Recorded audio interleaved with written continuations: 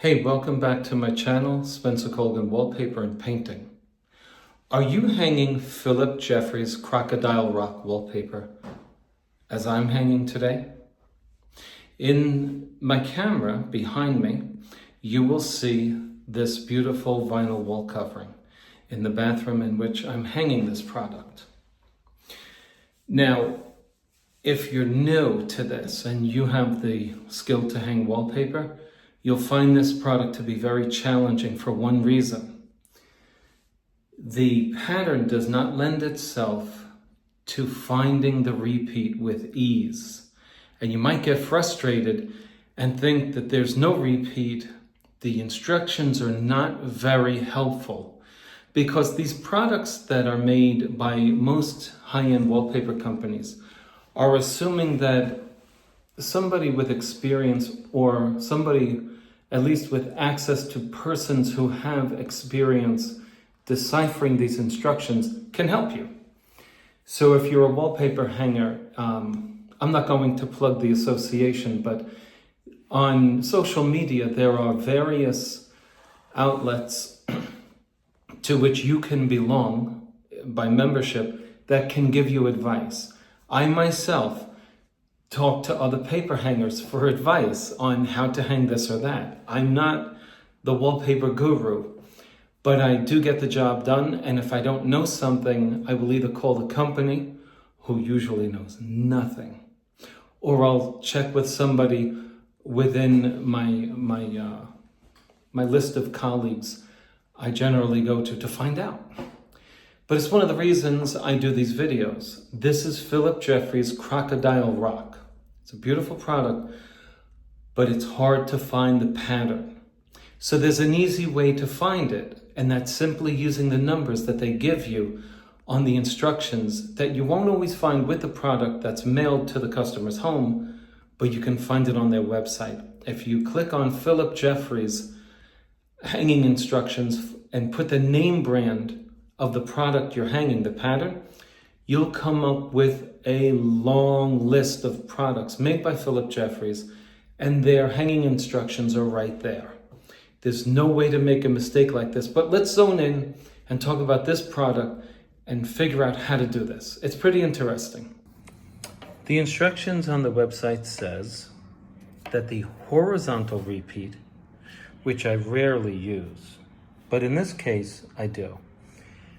The horizontal repeat is 26.5 inches, but they give it to you in centimeters because they have other customers outside of the USA.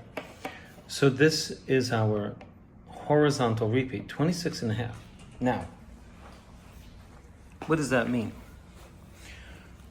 On this product, you have to identify something unique that you will use as a guide point for every successive sheet. I chose to go with one of these little round pieces that stand out to me. And this is the one I chose, simply because my pinky fits there. I can see this pretty far away in the room when I look for it. I see that space and it brings me right to it. So that's my guide. Now it happens to be exactly 2 feet from the untrimmed right edge. And using this as a guide point, I determine what will be the point at which I cut it at the ceiling. And I determined that after my first sheet, 17 inches from the top of this circle will be the point at which my wall meets the ceiling. And now I have a guide that will help me from messing up successive sheets and where they go. Now there are going to be some paper installers that hang this without matching it. But I think these little pieces are too big for that. Now, where does the horizontal repeat come in? Well, let's talk about the repeat. The vertical repeat is the point at which a piece in the pattern repeats itself vertically. In this case, you will see that the pattern here repeats every 17 inches. And so this is repeated, 23 inches. This is repeated 23 inches above it and below it. Let me prove it to you. So you'll see V, 23 inches. And what that means is that this round thing is repeated above it 23 inches later. And there's our round thing again. And if this sheet were to continue, this piece would be repeated 23 inches under it, but not in the middle, not at the end, the very top. So you have to take the same exact piece every time. So I go with the top, you could go with the bottom, but from the top of this one to the next one below it, at the top of it, is 23 inches. Okay, now what's the horizontal repeat? As you can see, this pattern repeats itself. Wide pieces, short pieces. Wide pieces, short pieces. Now, our horizontal repeat happens to be 26.5 inches horizontally. So what I did was I located that ball right here. The same ball that's over here. This is a different sheet. And so if I go 26.5 inches over, I find myself on the next sheet. And it's right here. 26 inches away is this piece, which means that if I'm exactly 26.5 inches from this point to this point, my pattern match is easy to find. You see that? And there we have it. Do you see this? Concentrate right here. You see these little 1, 2, 3? See how it's repeated? And there you have it. Now I'm going to show you a really easy way so that you don't go crazy. Look, you see? See how easy it is now? See how this matches up with this one? And all of this is waste, right here. Now, I will say, now is that clear to everyone right there? How it matches up?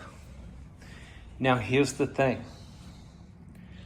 Learn from my mistakes in my life. When you get this on the wall, you're not going to be able to find it. You'll never be able to find it unless you make yourself your own reminder. There's one, and there's two. Now, when I sever the tape, I'm not relying on the pattern anymore. I couldn't care less. I'm going to be matching pieces of tape. So I'm using multiple pieces of paper for this only 2-foot long combination of 2 sheets. And I suggest if you're hanging a full-length wall, you use several every 2 feet so that it's really easy, especially at the top. You put it at the top because you're on a ladder. You put your first piece where it matches. So what does this mean? You got to be doing 2 sheets at a time. When I take this off and go to hang it, I'm going to have this one. And so I want to move this one over here and use this edge to make a new sheet to match with this end.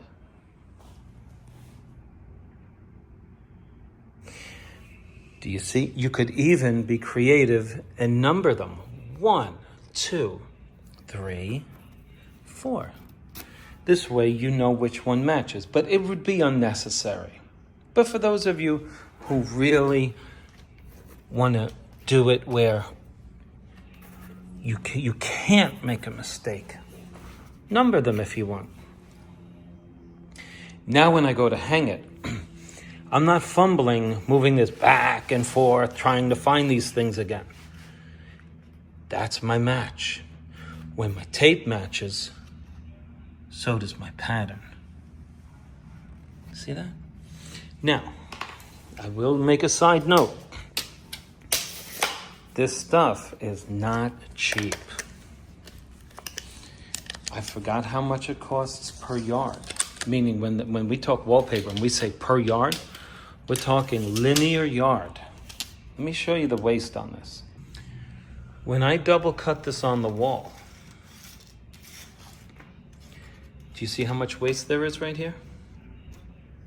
That's all waste right here. This piece right under here, from one finger to the other. It's all waste.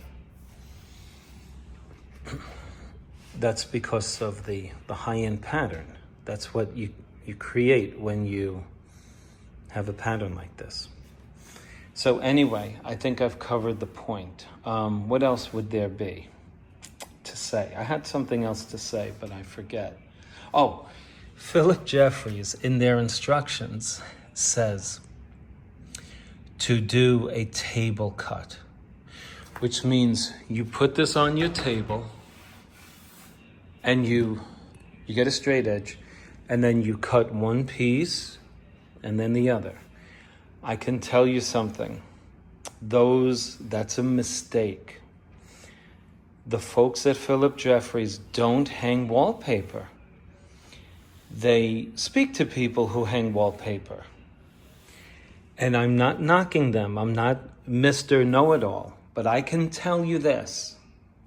If you're a pro paper hanger, tell me, please, would you cut this on your table if you wanted to match this pattern correctly from this sheet to this one? You won't get a truer matchup until you get it on the wall. It's relaxed, it has stretched, it has constricted.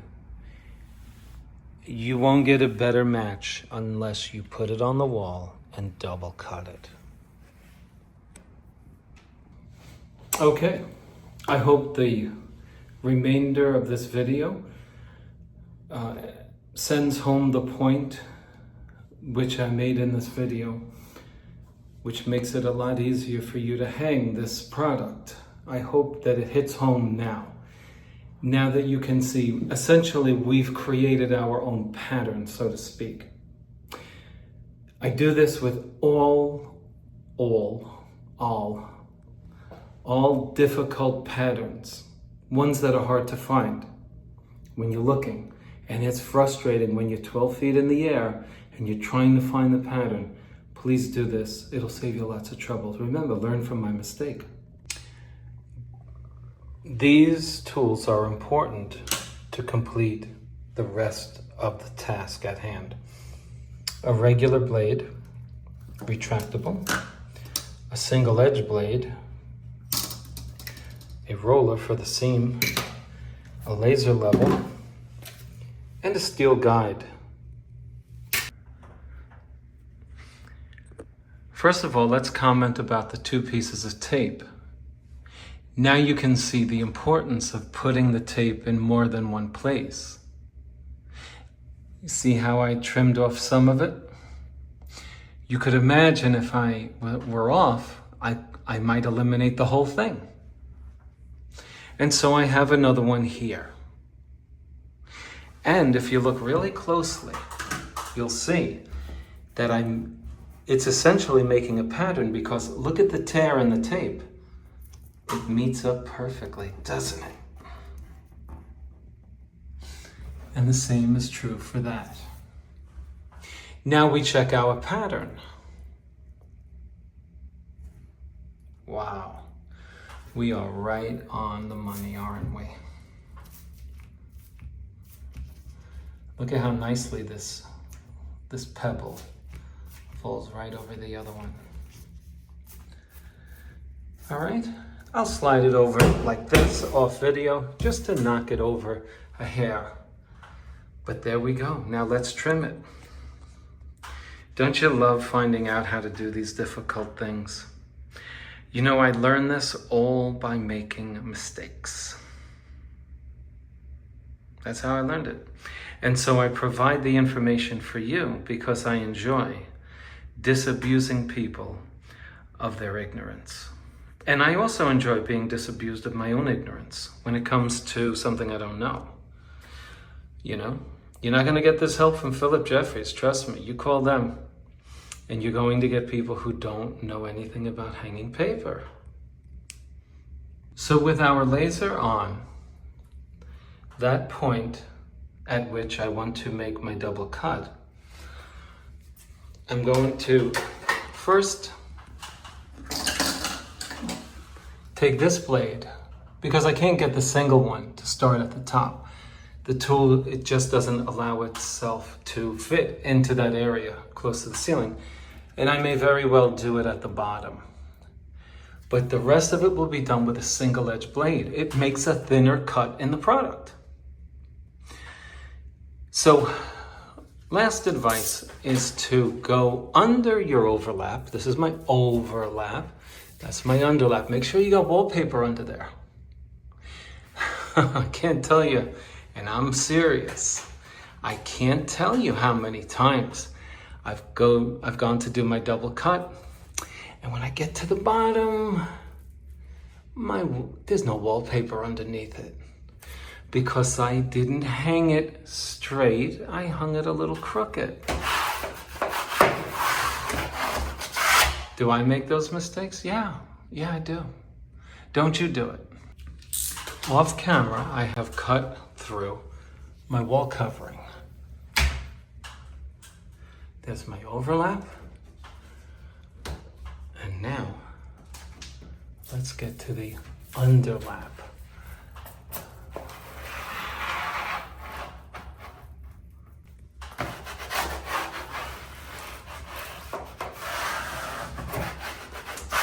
Well, the laser is going to tell you where our seam is.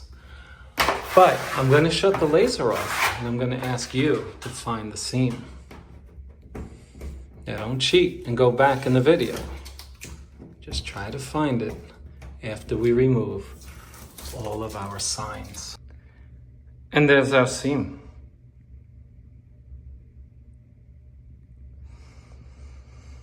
If this video has helped you, please click on like and subscribe to my channel. Thanks for watching.